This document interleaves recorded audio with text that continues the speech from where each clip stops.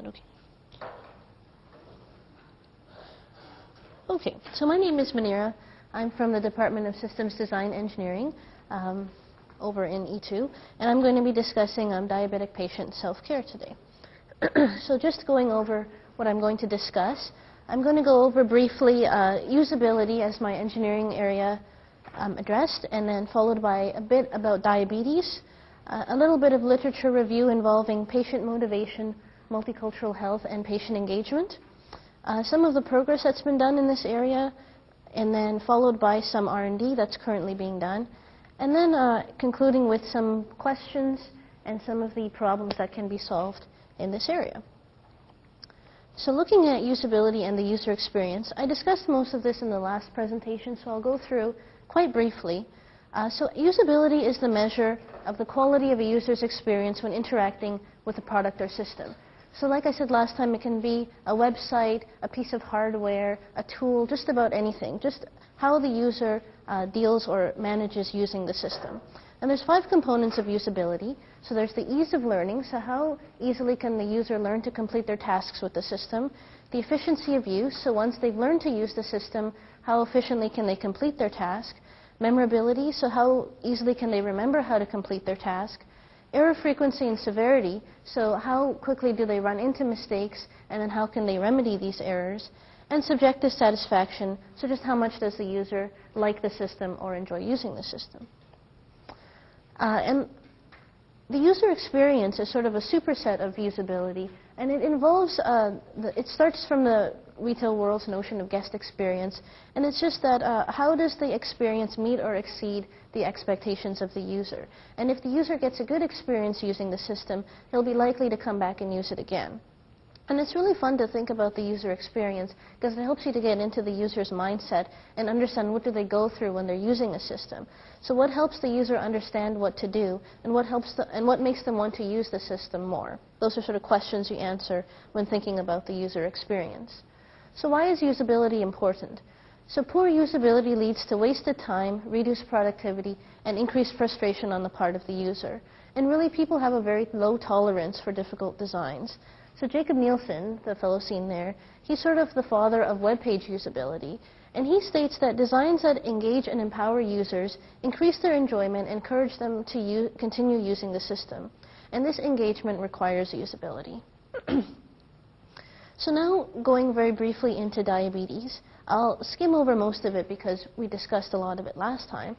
But again, from digestion, or when you digest food, a sugar called glucose enters your bloodstream, and the pancreas secretes the hormone insulin into the body, and the insulin moves the glucose around the body to areas that require glucose to be used as fuel. And there's 3 categories. There's the type 1, where the body doesn't produce any insulin, type 2, where the body doesn't produce enough insulin or the cells cannot correctly use it. This is the most common form. And gestational, which affects pregnant women who aren't diabetic but have high blood glucose levels during pregnancy. And some of the conditions, again, we have hypoglycemia, which is low blood sugar, hyperglycemia, which is high blood sugar, ketoacidosis, which is a buildup of ketones in the body, which can lead to a diabetic coma. And then specifically for type 2 diabetes, there's HHNS, which is when the blood glucose levels rise so much that the body attempts to rid the body of glucose through urination, and it can lead to excessive urination. And some of the complications involved are heart disease and stroke, kidney disease, eye complications, neuropathy and nerve damage, foot complications, and skin complications. And treatments can slow down the effects of these complications in diabetic patients. And the aim of all treatments is to keep the blood glucose level as close to normal as possible. So this includes blood glucose monitoring, insulin treatments, so the administration of insulin, diet and exercise, monitoring both, and oral medications that can work in different ways for type 2 diabetics to lower their blood glucose level. And there's 310 devices approved by the FDA for home use as of March 4th of this year. And there's the most common are blood glucose meters, logbooks, software applications or computerized logbooks, web applications or web-based logbooks, and mobile applications. So moving a little bit into the literature now, So looking at motivation, I wanted to know what keeps a patient motivated to use the resource provided to take care of their health. And there's a number of reasons why patients stray from their healthcare plans, and I wanted to learn what is the underlying reason why people feel motivated to take care of their health. And I discussed these last time, and I'll just restate them just because they come into play later on. So for the theory of planned behavior, it states that individuals will intend to perform a behavior when they evaluate it positively, they believe that other important people believe that they should perform it, and they perceive it to be under their own control. In the self-determination theory, it states that as people become more autonomously motivated, they feel more competent to attain relevant outcomes. And in the social learning theory, it speaks of self-efficacy and it being a vital component to health behavior change. And it says that greater self-efficacy may lead to improvement in coping abilities and may also alter patients' perceptions about their health. Excuse me. In the state of change model, there's 5 stages that patients go through when determining if they, or when going through the change of behavior. And it starts with pre-contemplation, so not considering changing behavior, contemplation, considering changing their behavior, determination being that they're going to change their behavior in the near future, action, so actively changing their behavior, and maintenance, so keeping up with this change of behavior. And motivational interviewing is something that was developed from the state of change model that sort of addresses patients in their early stages to help them understand that their current actions are not really close to their lifelong goals, and they really need to change their behavior so that they can be sort of on a better path for health. So some of the studies that examine this, so the first study was assessing patients' diabetes glycemic control and what their glycemic levels were at. And they found that patients felt more able to control health outcomes when they were self-initiating of behavior. And some of the conclusions were that healthcare providers need to support patients when they're trying to change their behavior, so patients become more autonomous and more competent in making their changes. A study about colorectal cancer and examining the amount of exercise that patients did after being treated for this disease, they learned that attention to exercise was solely determined by their attitude. So if they had a good attitude, they would exercise more and then be on a better path to better health. And in a study about lower back pain and how patients cope with that and feel motivated to make their health better, it found that self-efficacy leads to improvement in coping abilities and may also alter patients' perceptions in relation to pain and disability that leads to a direction that is health-enhancing. And finally, a study about physical rehabilitation. It was found that using metaphorical images which intermesh with the areas of interest of the person or the patient is very useful. And it's important to find out what themes the patient feels connected to so that you can tailor the rehabilitation process more towards that. And I found that to be really interesting, and that sort of got me into looking at multicultural health, which I touched on last time. I'll go a bit more into it this time. So culture is shared values, beliefs, and behaviors of a particular group of people. It's based on symbols, and it's learned. And historically, North American culture was sort of seen as the melting pot of cultures, and it was assimilation into North American culture was the norm. Well, now we know that cultural bias or a failure to understand how culture affects health and illness can contribute to inadequate care. And on the side of the patient, cultural differences affect patients' attitudes about medical care and the ability to understand, manage, and cope with illness, the meanings of diagnosis, and the consequences of medical treatment. So this is quite an important issue. And really, all health systems are cultural systems. So diet, hygiene practices, understanding the interaction between person and the universe, and even beliefs about causes or origins of a disorder are cultural systems. And as I talked about last time, that some groups may believe that a disorder is a result of an immune dysfunction, where others may believe that it's a vengeful spirit. So it's important to get to the bottom of what patients are believing. So in an article by Dunn, he explains cultural competence for the primary healthcare provider. And he insists that primary healthcare providers become familiar with these points when it comes to dealing with patients who are from various cultural backgrounds. So innate human characteristics, concept of time, space, physical contact, etc. This is all very important to understand when you're dealing with patients who are from different cultural backgrounds. And now, not just treating patients, but educating patients about their own health or in health in general is difficult when they're coming from different cultural backgrounds. So in this article, the researchers suggested that education process requires that the whole pedagogic process be altered to take into account cultural and language barriers and resistances. So you need to present material so it respects cultural values and mediate cultural differences to promote modification when it's imperative to do so. So now that we know a little bit about culture and how it affects it, how can you get patients to comply with whatever health treatments they're going through? So really for physicians, it's very frustrating when patients don't follow recommendations on their health. And how can you increase patient compliance in taking better care of their health? So in this article by Stone and colleagues, they explain that it's estimated only 7% of people with diabetes comply with all the steps necessary considered for good blood glucose control. So the steps that they suggest for a treatment plan include describing your definition of the problem, letting patients express their goals, concerns, and questions of the problem, and then together agreeing on goals. And on the care provider side, it's important to be flexible to help find common ground. And this quote was included in the article, which I believe is very true, that patients can learn to be experts in diabetes management, but only patients can be experts in the conduct of their own lives. So sort of everything that we've discussed so far comes into this quote, that physicians can understand the health background of it all, but patients are the ones that are going to do it, and they understand how it applies to them. Some of the progress that has been done, I discussed this last time, the patient advocate tool, which was developed at Stanford University, which is the intelligent assistant for patient-centered healthcare, which extends the medical expertise into outpatient setting and uses a patient-centered system. And it has the three functions of assisting the patient and managing their condition, provides health-related information, and coordinates patient-relevant information, and provides both a prescriptive approach and a critiquing approach to care for patients to care for themselves. And also the KW Multicultural Center, which I thought was fairly important because it's close to home, and apparently they do a very good job of bridging the gap between the client and the service provider, so in our case, the physician and the patient. And I talked a little bit about this last time, about how they mediate the different concepts of health and the body to ensure that all parties are on the same page. So some of the current R&D that's being done in the area. So first, looking at interactive health communication. So in this article by Fotheringham and colleagues, they state that they're looking at interactive health communication using new internet-based technologies. So I sort of think of that as network technologies.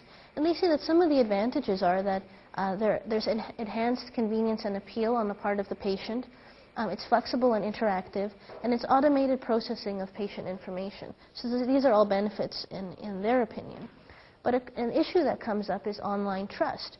So how can a patient determine that some website or some system is trustworthy? And in this article, the researchers were looking at the IBM.com website, and they were looking at what makes this website trustworthy, and this can be extended to a system. Now, what makes a system trustworthy to the average user? And what they suggest is that there's two parts to it. They say aspects of the interface design can give cues about trustworthiness. It's looking at navigation, visual design elements, professional images of products, etc.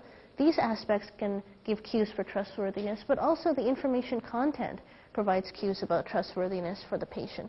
So providing content that's appropriate and useful to the target audience, and conveying expertise, providing comprehensive information, projecting honesty, lack of bias, and shared values between the system and the user also gives cues of trustworthiness. But then we get into another issue, that how ethical is it for using online health and with the so-called do-it-yourself healthcare. There's some problems with medical information on the internet, that it can be biased or inaccurate. And if you think about, for example, the Pfizer website, that's a very professional-looking website. It has all the great cues that the previous article talked about, but it's biased because they're a pharmaceutical company and they really want to sell their product. So this is an issue that comes up. Also, is the information in an understandable language? Is it adjusted to the ability of the patient to process the information? So this is all very important when considering online health systems. And the final aspect of this is a master's thesis written by this researcher in Germany that looks at culture and usability. And this sort of comes full circle now, because he states that There's culturally specific variables. They influence the user's belief about system effectiveness, their perception about software efficiency, and the user's attitudes of satisfaction. So, in my opinion, some of the problems that need to be solved are sort of encompassing all of what I've discussed. So, how to make the patient self-care experience safely engaging so diabetes patients will be motivated to follow their health plan.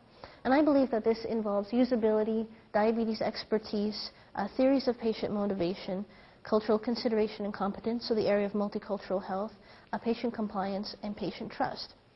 But then I started thinking that, does motivation really matter? Perhaps if something is very usable, then there's enough motivation to use it without having to go through a motivation model. And my basis for this is some of the stuff that I discussed in the presentation is, Nielsen says that engagement requires usability, patient concepts of health and health education based on their culture, the aspects of the interface design and the information content giving cues about trustworthiness, and the influence of culture on usability. So there might be, I haven't found any research out there yet about this, but there may be further research out there, or maybe it needs to be conducted to clarify that perhaps a motivation model isn't necessary, but just having something that's very usable will be sufficient to get patients starting to use systems to take care of their health. And then at the end of all of this, I had a ton of questions, and I'll sort of summarize them all. So looking first at culture as a discerning variable in health engagement, I want to know, is engagement dependent on a patient's culture? Is one culture more prone to engagement than another? Or what engages a patient of a distinct cultural background? Looking then at verifying information the patient is using, and if it's trustworthy, whether it's on a website, embedded in a software application, or on a mobile device. And is the same information relevant for all patients? Should it be tailored for one particular patient or a particular patient type? And what's the proper process of user engagement so that patients don't engage in activities that may be harmful to them? And finally, any other negative aspects of using computer systems as therapeutic devices other than online. So I wasn't able to answer these questions in my research, but it'd be interesting to find out if this exists, or even just to think about it. And some of this was really exciting to me, is what that I learned from this. And because I come from a usability lab and we consider usability all the time, we look very sort of at a narrow scope of systems that require usability, but this gave me a broader perspective on it. And I learned that usability, I never knew before, has an influence in culture, in online trust, in health treatment, and patient adherence. So hopefully I'll be able to use what I learned here, or doing this project, into what I work on next. So that's all that I have. Does anybody have any questions?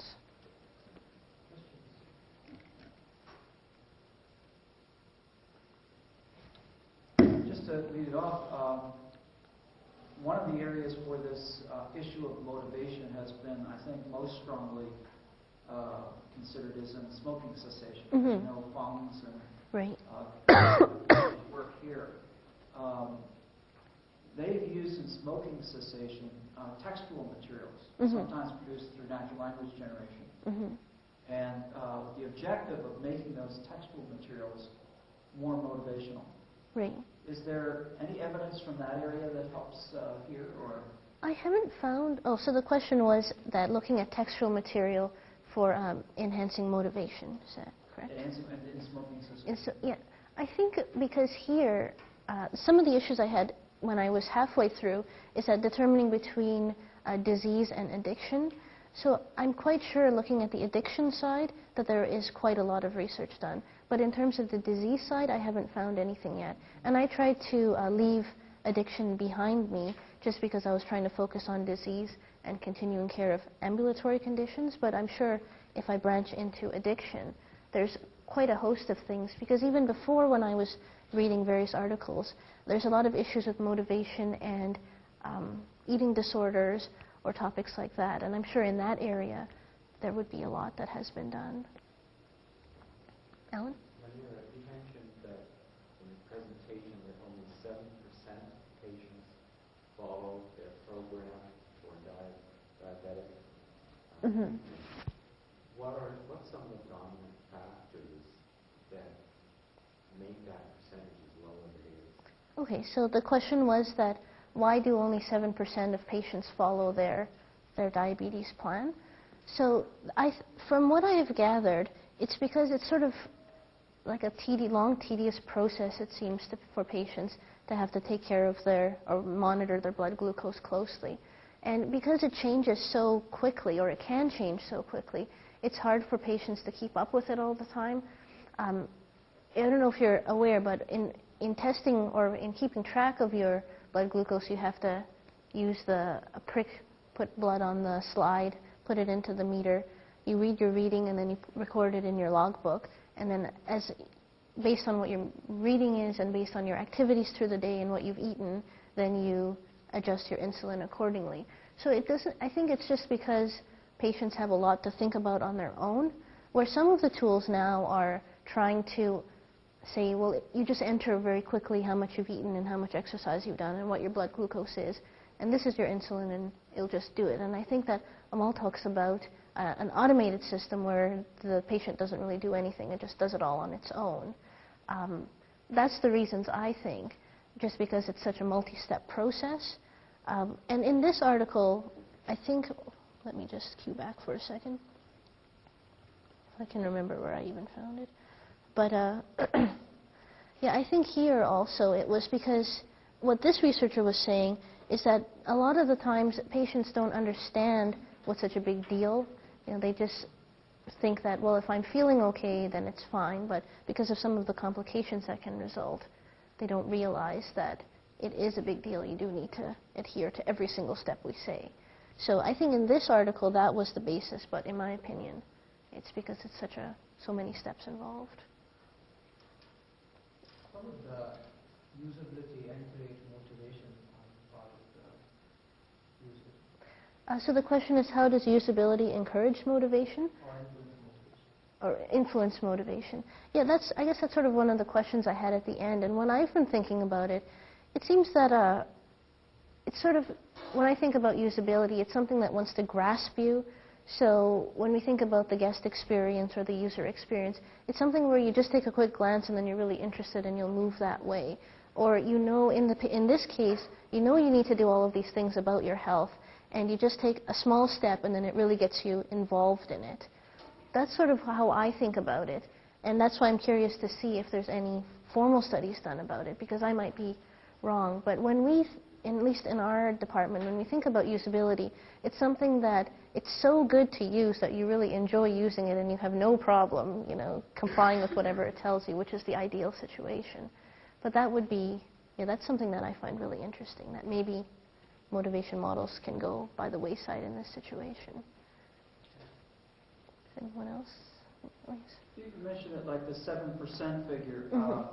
Was that from the time of pre-computerization, I presume, or in other words, the reason I ask the question is Joseph Weisenberg, way back in the 60s, I think this was, created that ELISA program.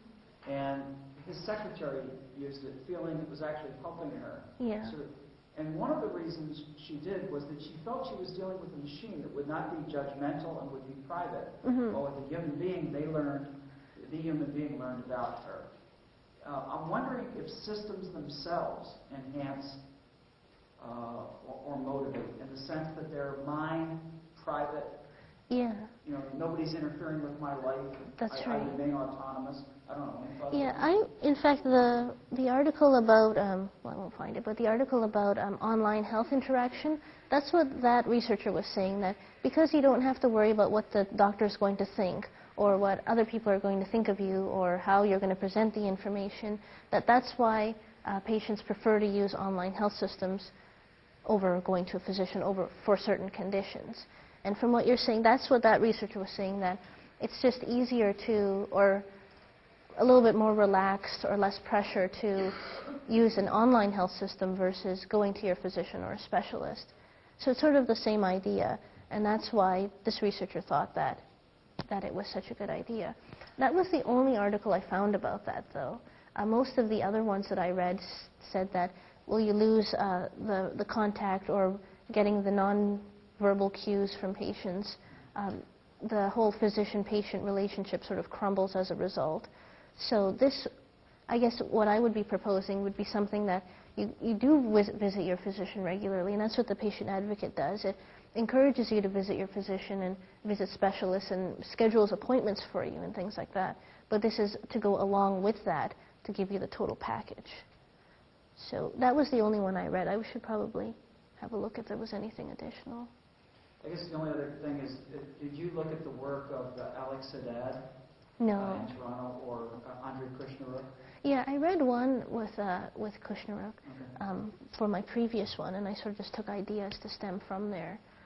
As you But, follow up on this, it would be useful to look at Haddad's work, because Yeah. he's interested in this business of the confidence that you have in the information. Mm-hmm. You had another word for it, I can't recall, but that confidence comes from its readability, Right. potentially belief in the source, things like Right, that. sort of the trustworthiness. Yeah, That's the word you yeah. used. And then here on the campus, Jose Roche. Right, yeah. Mm-hmm. Anybody else? Any other questions? If not, thank you Great. very much.